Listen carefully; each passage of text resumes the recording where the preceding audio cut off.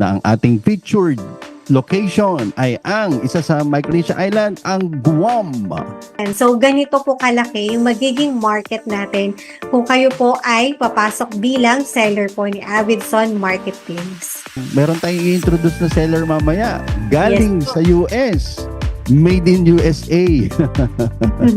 Ang kanyang daladalang mga produkto. Pinakikita natin yung magiging market o target market ng mga papasok na mga seller kahit sa Hawaii, kahit sa US mainland, at sa iba't ibang mga states doon, open tayo.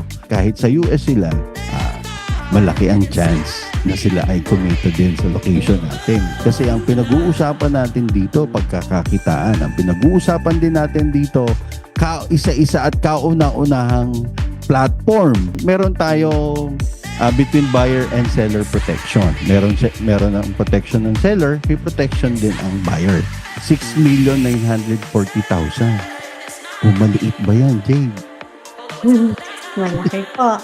Napakalaki, no? Pagkakataon nyo na ito, Guam pa lang ang pinag-uusapan natin. 6,940,000 sa 1/4 population na masusuplayan ng mga taga-US, isang buwan ng isang seller, kahit mag-100 seller pa sila. 8,328,000. So kung 8